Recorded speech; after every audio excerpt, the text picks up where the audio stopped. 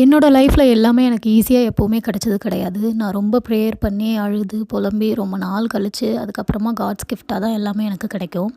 நான் இந்த YouTube open பண்ணும்போது நான் என்ன நினச்சேன்னா, என் ஃப்ரெண்டும் அதே டைமில் தான் ஓப்பன் பண்ணா. அவள் சூப்பராக ஒரு குயிக்காக இப்போது 9K சப்ஸ்கிரைபர் கிட்ட ரீச் ஆயிட்டா வித்தின் த 2 மந்த்ஸு. அந்த மாதிரி நானும் எதிர்பார்த்து அதே மாதிரி நானும் போஸ்ட் பண்ண ஆரம்பித்தேன். பட் நான் என்ன மிஸ்டேக் பண்ணேன்னு தெரியல. அவளோடது எல்லாமே சூப்பராக ஏஸ்தட்டிக்காக செமையாக இருந்துச்சு. பட் அந்த மாதிரிலாம் எனக்கு இல்லை. எல்லாருக்கும் எப்போவுமே எல்லாமே உடனே கிடச்சிடாது இல்லையா? அந்த மாதிரி தான் எனக்கு. அதை நான் புரிஞ்சுக்கல ஃபஸ்ட்டு. பட் ஆனால் இப்போ நான் டிசைட் பண்ணியிருக்கேன். இனிமேல் கண்டினியூஸாக வந்து வீக்லி ஒரு 3 ஷார்ட்ஸாவது போடணும். நம்ம இது எதுக்காக பண்ணுறோம் அப்படிங்கிறது தான் ரொம்ப முக்கியம். நான் இதை பேஷனாக தான் எடுத்துகிட்டு பண்ணுறேன்.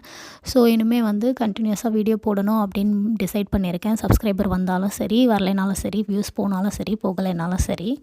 சாட்டர்டே, சண்டே எல்லாருக்கும் லீவ் விடுறாங்க. ஆனால் அந்த பிரேக்ஃபாஸ்ட் குக்கிங் மட்டும் யாரும் லீவ் விட மாட்டேங்கிறாங்க. காலையில் எழுந்திச்சி பூரி, உருளைக்கிழங்கு மசாலா எல்லாம் செஞ்சு சாப்பிட்டுட்டு அப்படியே ஷாப்பிங்க்கு வந்தோம். இது லாஸ்ட் வீக் எடுத்த விலாக் தான்.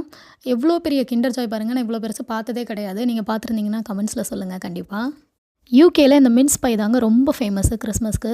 இந்த கிறிஸ்மஸ் ஸ்டஃப்ஸ் எல்லாமே கொண்டு வந்துட்டாங்க. இனிமேல் நம்ம தான் ஜாக்கிரதையாக இருந்துக்கணும். நிறையா வாங்கி சாப்பிட்டு வெயிட் போட்றாம. பேக்கேஜிங்லாம் பார்க்குறதுக்கு செம்ம சூப்பராக இருக்குல்ல. பட் ஆனால் இது வரைக்கும் எதுவும் ட்ரை பண்ணது கிடையாது. இனிமேல் தான் ட்ரை பண்ணணும். என் பொண்ணுக்கு ரொம்ப சூஷினா ரொம்ப ரொம்ப பிடிக்கும்.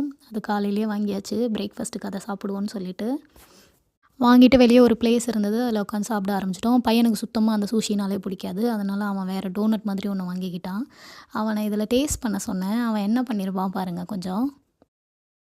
நாங்கள் சாப்பிட்றத பார்த்துட்டு அவனுக்கும் ஆசையாக இருந்துச்சு போல். அவனும் நான் சாப்பிட்றேன் அப்படின்னு சொல்லிட்டு வாங்கினான்.